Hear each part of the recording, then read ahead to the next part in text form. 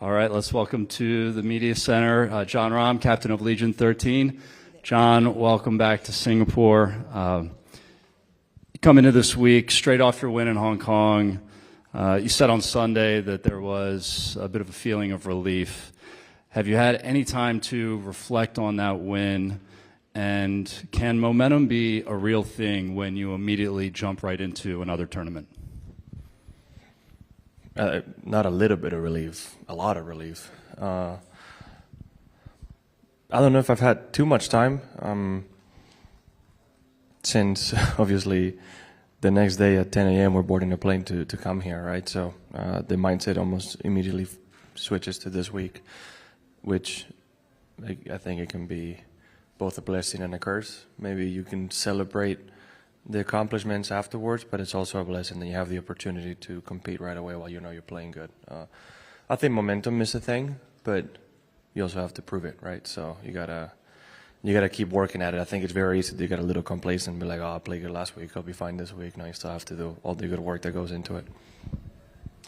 You've had a couple of strong finishes here at Sentosa, T5 last year. What are the main challenges with this course? And does it require a different approach compared to where we were last week at Hong Kong Golf Club? Well, each golf course requires a different approach. You got to find a way to play it the way you think you can score the best. Obviously, depending on how you're hitting the ball, you can probably choose to be a bit more aggressive or less in certain spots, but you got to find out what the formula is for you. This golf course can be quite intimidating if you're choosing to be aggressive of the tee and hit drivers. You have the opportunity, right? Holes like one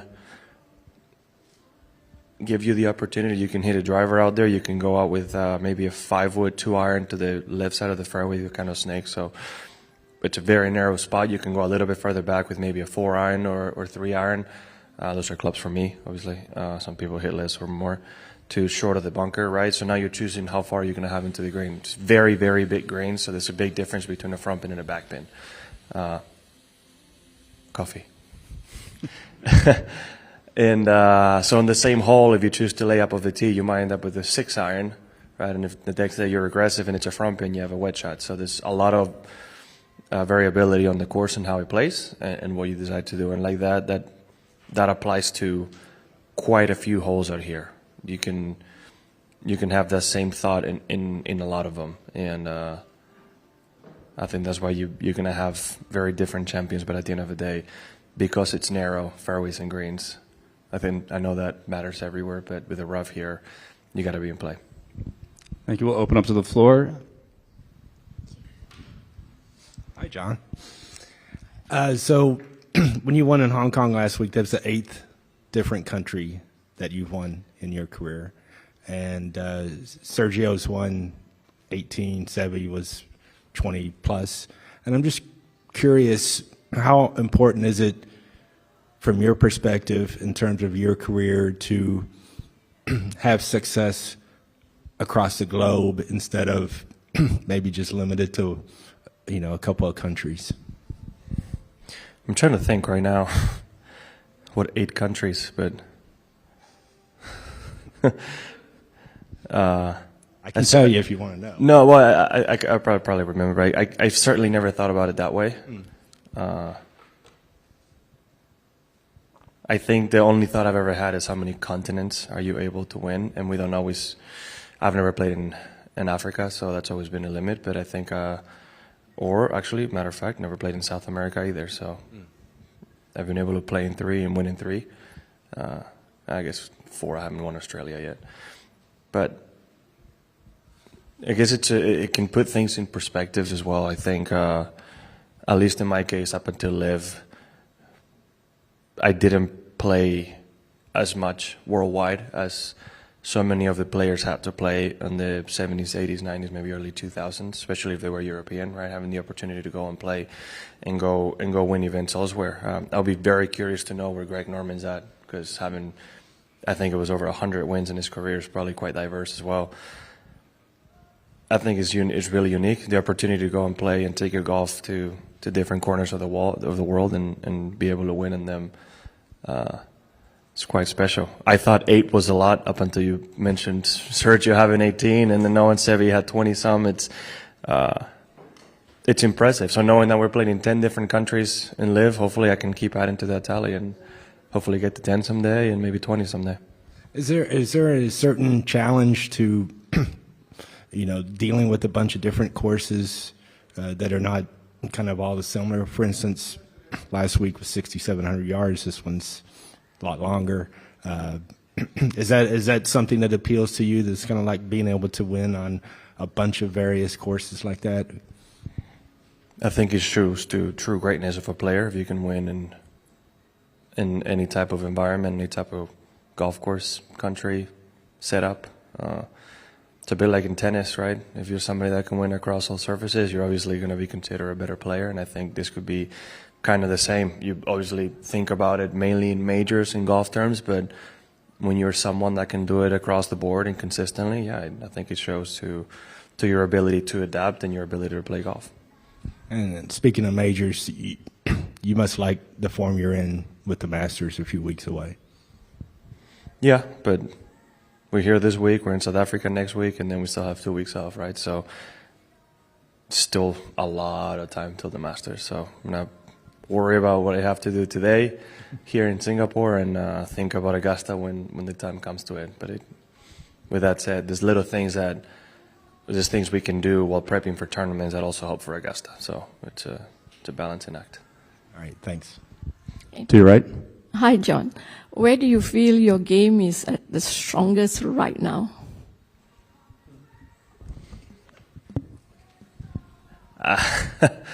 I'm sure somebody can find the stats of where I'm doing good. I'll say each week has been different.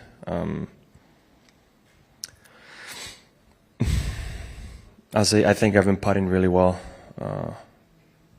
and that's been a huge help, right? Making more putts from mid-range. It's something that's always going to help a lot. But I've been playing really, really good golf in general, so I've been really confident in every part of my game. And what would it mean to have a back-to-back win? It would be first time since 2023. I think I've only done it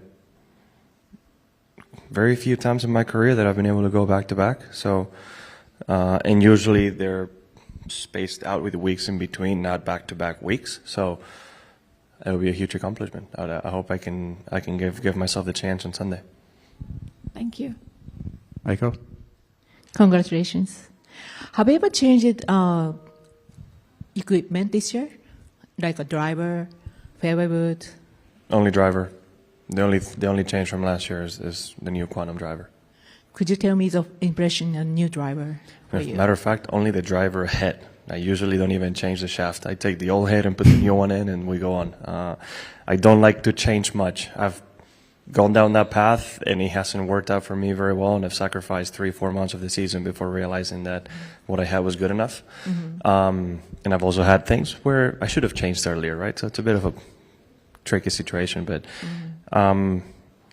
I wasn't swinging my best off the tee last year, so I think some of the negative feelings I had of the tee kind of leak into the club per se. But what I see with the Quantum is, at least for me, I don't see the left miss as much. I think it's a little bit better tailored for my swing, and I have a better understanding, better ball flight of the fade. But it's also tied to working on my swing, right? So I can't say it's both. The one thing I will say is the miss hits with this driver, especially the heel strikes, actually still maintain a very good spin and ball speed, which consistency is key in this game, and that's always going to help. And also, did you get the distance more with this? Same. I have gained distance, but I've also gotten stronger over 3 months of working at it. So I'm sure part of it is me and part of it is the driver. Okay, thank you. Hi, John. In terms of the win last week, how significant was it, especially leading up to the Masters?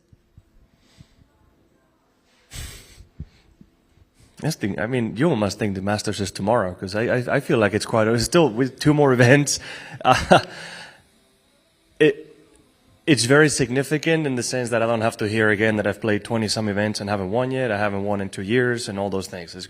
I don't have to hear that for hopefully a long time. But I'm just relieved to having that win, to having the satisfaction that all the work has been working. And I've had that feedback, right? I've been putting myself in position, just getting it done. And very happy of how I reacted to Thomas Pieters tying me and me making those 4 birdies in the back 9 and doing what I needed to do when I needed to do it.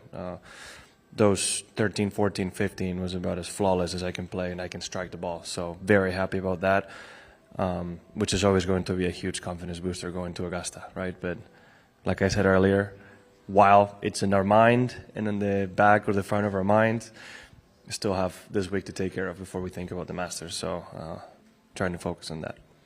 And you mentioned a bit about the off-season work you were doing. Can you just share a bit more about that and sort of did that directly impact the win you felt last week? I will not be sharing too much of what I did. Yeah.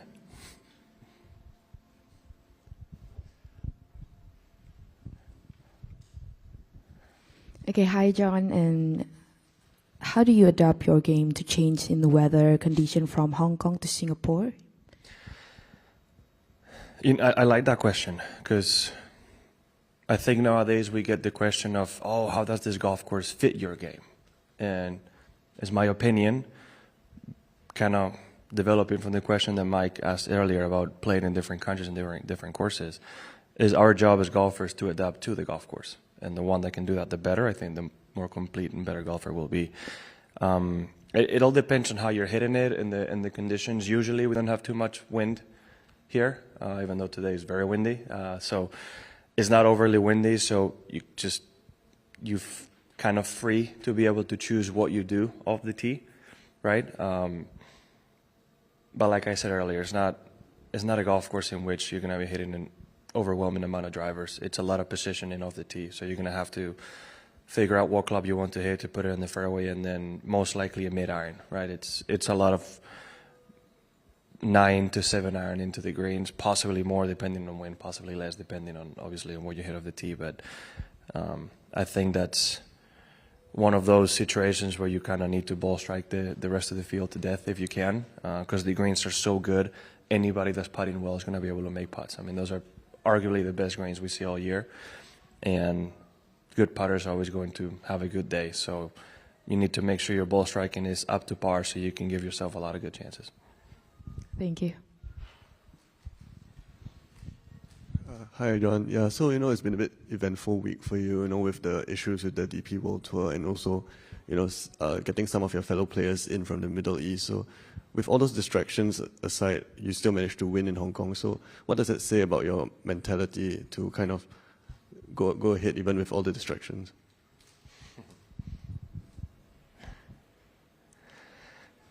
I think, like anybody else in their job, you just need to learn how to compartmentalize. Kind of put things in the back of your mind and take care of what you can take care of. There's some things that I can't control, right? So if I can't control them, I really shouldn't be worrying about it. What I can control is what I do on the golf course, my routines, how I prep, how committed I am to every step of the way. And in essence, it's kind of like a freeing feeling that I get when there's a lot going on off the course that you get on the course, and the only thing that matters is that, so you can let things go.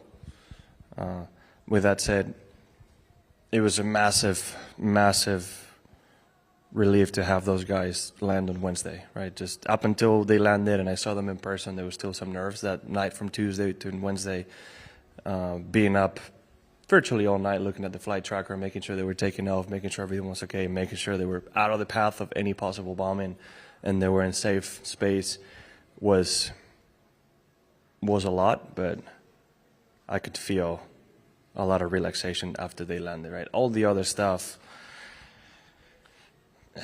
it's what it is. I don't know how to say this except truly, without sounding too rude, is first world problems. I mean, it is what it is. There's real problems in the world, and whether I have an agreement or disagreement with the deeper world tour is not, it shouldn't be one of them. So, while we continue to discuss what what the future might be, it's not something to overly worry about when there's real tragedy happening worldwide, right? So when you put it in perspective like that, I was constantly reminded by my friends and fellow players being in Dubai in a war zone nearly. It just puts things in perspective, what really matters. And that's why I think when they landed, it was very easy to let go of everything else and just play. So, John, just have one last question. I'm just curious how the thing with you and LeBron came together. We have a friend in common. He lives in Scottsdale. God, I've known him forever. He's a naturopath. His name is Sunil Jain, and he obviously he's close with both of us, and I think he may do some work with LeBron. But they were flying in to play the Suns Thursday night, but they were there on Wednesday. So he asked if it was the possibility and if we had the chance to play together. So I arranged my schedule to be able to be there on Wednesday afternoon, and that was it. It was really fun. I mean, we got to play 13 holes because we teed off at 3:30, right? So there was a lot of daylight, but it was quite unique to see somebody of his caliber as an athlete with his weight in the world and physical stature and everything be as giggly as he was, just being able to play golf and watching, because it was me, the owner of the golf course, and Pat Perez was there as well, watching players play at a really high level of golf when you had never seen it, right? When usually 99% of the time it's all of us watching him play basketball, watching him do what he's done for 20 years, right? So it was quite unique for me to see him so happy. I mean, he was just over the moon, smiling the whole time. He just started playing golf, so he hasn't had the time to develop yet, and quite frankly, this game is not made for somebody who's 6'9". I don't think anybody makes clubs for a 6'9" beginner that's that strong. So he's going to have to go through a bit of a painful process of learning all of the basics before he can truly enjoy playing good golf. But it was a really fun afternoon. All right, thanks. John, lastly, just 2 responses in Spanish, please. First, please just share your thoughts on the start of the season, 3 events in with 2 T2s, 2 runner-up finishes, and obviously last week in Hong Kong, and how you're feeling about the state of your game. Pues cómo describirlo, que nada más que un gran año y un gran comienzo. Jugué muy bien en Riyadh. Quizás los errores que cometí fueron algo lo más fácil de corregir, ¿no? Que era apuntar. Parecía que se me había olvidado apuntar. Quizás al jugar a la noche es lo que lo hizo un poco más complicado. En Adelaide también, jugando muy bien, una pena el domingo que no... Quizás un poco demasiado tentativo, un poco demasiado dubitativo y no suficientemente agresivo, como lo hizo Anthony Kim. Y luego el domingo de Hong Kong intenté aplicar lo que no hice en Australia, ¿no? Y un poco más agresivo, con más confianza, y acabé teniendo un gran domingo, un gran comienzo al año y muy cómodo con todo. And this week, setting our sights on Singapore, what are your favorite things about this course at Sentosa and the challenges that this venue presents? La verdad, hay pocos campos que estén tan meticulosamente cuidados como este. Estos greens son increíbles, de lo mejor que vemos en todo el año. Pocos campos tienen la vista que tiene este campo, ¿no? Lo bonito que es desde el tee, con la ciudad detrás en algunos hoyos, con la jungla detrás en algún otro hoyo, ¿no? Lo que es el panorama y la visión desde el tee es increíble. Y también la vista aérea. Cada vez que veo imágenes desde arriba, desde el cielo, es un campo increíble. Que todo el que tenga la suerte de poder venir, si viene a Singapur y puede jugar aquí, recomiendo porque es increíble. Un campo que puede jugar muy difícil. Sé que los resultados son siempre bajos, pero no es tan fácil. Hay que jugar muy bien, y yo creo que habla de la calidad de los jugadores que tenemos aquí en LIV, ¿no? De poder hacer tan pocas tan a menudo cuando en realidad no es tan fácil. Es un campo estrecho en el que hay que hacerlo muy bien desde el tee para luego darte oportunidades en los greens. Greens muy grandes, pero que ruedan también, que te da oportunidades. Pero digamos que para el fan español que lo vea, que le pregunten a Gonzalo Fernández Castaño o a Sergio, que los dos han ganado aquí, y ellos te pueden decir.